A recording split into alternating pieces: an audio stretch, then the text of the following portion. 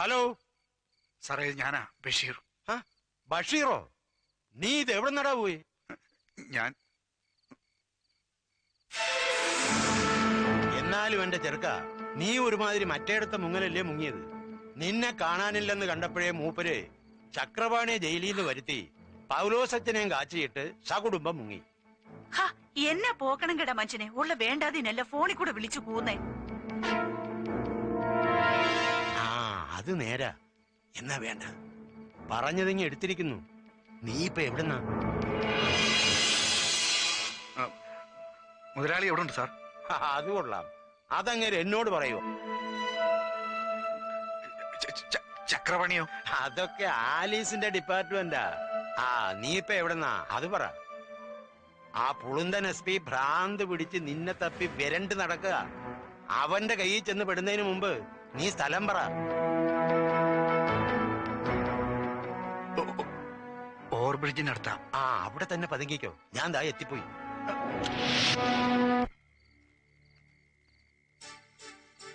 എടിയേ, ഇരുട്ടുവാക്ക് നീ കോലത്തിൽ എന്നെ ആരെങ്കിലും കണ്ടാ തിരിച്ചറിയോടി? ഇങ്ങനൊരു മക്കുണെ ഇരുട്ടുവാക്കിനെന്നല്ല, നട്ടപ്ര വെയിലത്ത് പോലും ഒരവനും കണ്ടാ മനസ്സിലാവത്തില്ല. ദേ പിന്നെ ആ ബഷീറിനെ കാണുമ്പോ ഓവർബ്രിഡ്ജിന്റെ കീഴിൽ നിന്ന് കീച്ചിക്കിനാരും പറയാൻ നേരത്തെ ഇങ്ങ് വന്നേക്കണം. അതിനെന്നാ ഞാൻ പോകുന്നേ? ആ പിന്നെ ഇത് നേരം വെളുക്കുന്നതിന് മുമ്പ് ഇങ്ങ് എത്തിയാലേ വണ്ടിയെ തന്നെ കിടന്ന് ഉറങ്ങിക്കോണം. ബാക്കിയുള്ളവർക്കൊന്ന് ഉറങ്ങാനുള്ളതാ.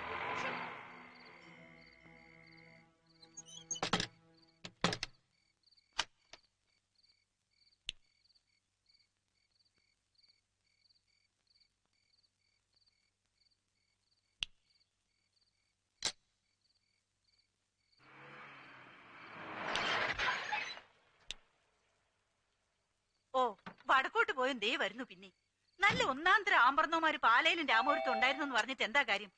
എനിക്ക് ഈ മുതുപോത്തിനെയാണല്ലോ കർത്താവ് നീ വിധിച്ചത്.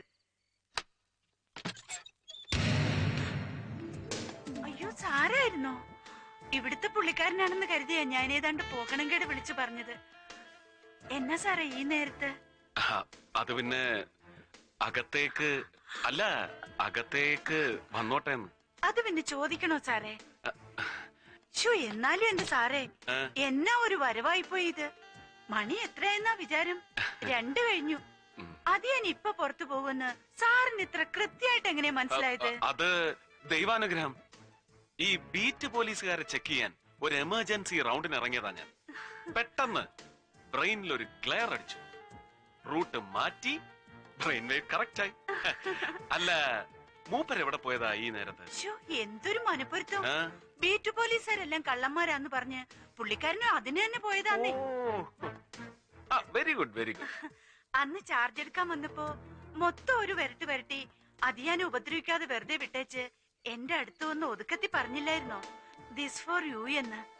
അത് ഭംഗിവാക്കല്ലായിരുന്നെന്ന് ഇപ്പഴാ ശരിക്കും എനിക്ക് വിശ്വാസമായത്.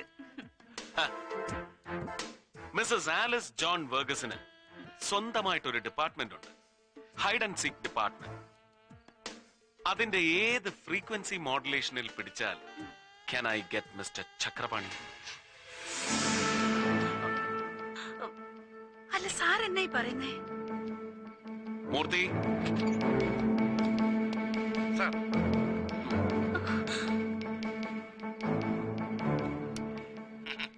അതൊക്കെ ആലീസിന്റെ ഡിപ്പാർട്ട്മെന്റാ. ആ നീ ഇപ്പൊ എവിടെന്നാ അത് പറ. അത് പറ, എവിടുന്ന്? അതങ്ങ് പറ മോളെ.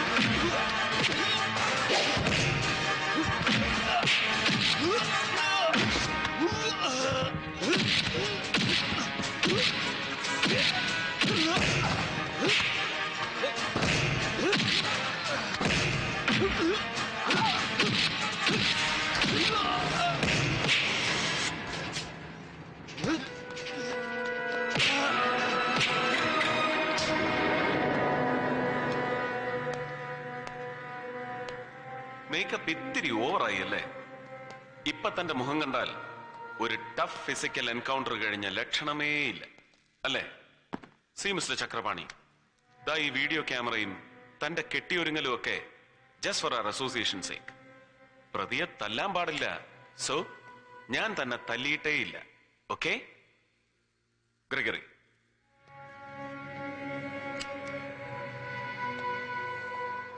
ജാമ്യം ലഭിക്കില്ലെന്നും ശിക്ഷ ഉറപ്പാണെന്നറിഞ്ഞിട്ടും റഹീം ഹാജി കൊലക്കുറ്റം ഏറ്റെടുക്കാൻ നീ എങ്ങനെ ധൈര്യപ്പെട്ടു? കമോൺ. ഏത് കോടതി ശിക്ഷിച്ചാലും ഷെട്ടി സാറിനെ രക്ഷപ്പെടുത്തുമെന്ന് എനിക്ക് ഉറപ്പുണ്ടായിരുന്നു. ജയിൽ രേഖകളിൽ ഇപ്പോഴും തിരുവനന്തപുരം സെൻട്രൽ ജയിലിലുള്ള ചക്രപാണി കഴിഞ്ഞ രാത്രി പുറത്തു വന്നത് പൗലോസ് അച്ഛനെ കൊല്ലാൻ മാത്രമായിരുന്നു? അതെ. നോ. വൃദ്ധനായ ഒരു പുരോഹിതനെ കൊല്ലാൻ തന്നെപ്പോലൊരു മസിൽമാന്റെ സഹായം എന്തിനാണ് ഷെട്ടിക്ക് ആവശ്യം? ഹോമിസൈഡ്, നരഹത്യ, ഇതൊക്കെ ഒരു കലയാക്കിയവർ ഷെട്ടിയുടെ സംഘത്തിലുണ്ടല്ലോ വേറെയും. സ്വയം കൊല ചെയ്ത് വിനോദിച്ചിരുന്ന ഷെട്ടിയും കൂടി സാക്ഷി നിൽക്കെ നീ പൗലോസ് അച്ഛനെ വെട്ടിവീഴ്ത്തി. അതെ. ചോദ്യത്തിന് ഉത്തരം പൂർണ്ണമായില്ല ചക്രപാണി. അതിനുവേണ്ടി മാത്രമായിരുന്നോ അയാൾ നിന്നെ പുറത്തു കൊണ്ടുവന്നത്? അല്ല. പിന്നെ? Come on, continue.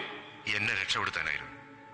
ഹൗസ് ബോട്ട് എന്നെയും കൊണ്ട് അഴിമുഖത്തെത്തുന്നതും കാത്ത് ഷെട്ടി സാറിന്റെ പത്തേമാരി അവിടെ ഉണ്ടാവും. അവിടെ ഷെട്ടി ഉണ്ടാവോ? ഇല്ല. ബോട്ടുകാരെന്നെ കൊളംബോയിലെത്തിക്കും. അവിടുന്ന് ഒരു കള്ള പാസ്പോർട്ടിൽ സിംഗപ്പൂർക്കും. സിംഗപ്പൂരിൽ എന്ത് ചെയ്യണമെന്ന് സത്യമായി എന്നോട് പറഞ്ഞിട്ടില്ല സാർ. കഴിഞ്ഞ സെപ്റ്റംബർ 18 നിന്റെ നാടകവണ്ടിയെ പിന്തുടർന്ന റോയ് അലക്സിനെ എന്തിനു കൊന്നു, എങ്ങനെ കൊന്നു?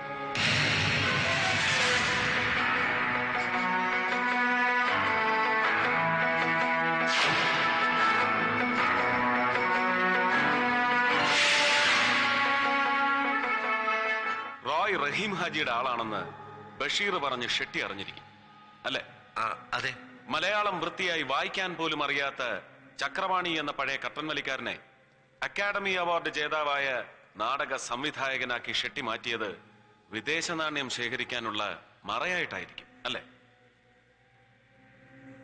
ധാരാളം എക്സ്പോർട്ട് ബിസിനസ് ഉള്ള നരേന്ദ്ര ഷെട്ടിക്ക് വിദേശ നാണ്യത്തിന് യാതൊരു ക്ഷാമവും ഉണ്ടാവില്ലെന്നറിയാം. എന്നിട്ടും ബാങ്ക് റേറ്റിലും വളരെ ഉയർന്ന തുക കൊടുത്ത് ഡോളറുകൾ വാങ്ങിക്കൂട്ടി പുറത്തേക്ക് കടത്തിയിരുന്നത് ആരാണ്? ഞാനാണ്. എങ്ങനെ? പത്തേമാരി വഴി. എവിടെ? കൊളംബോയിലേക്ക്. അവിടെ ആരെയാണ് പണം ഏൽപ്പിക്കുന്നത്? ഷെട്ടി സാറിന്റെ ഒരു ഏജന്റിന്.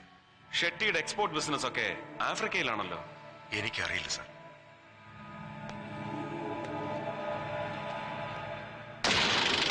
ഇതെന്താണെന്ന് അറിയൂ? അറിയോ?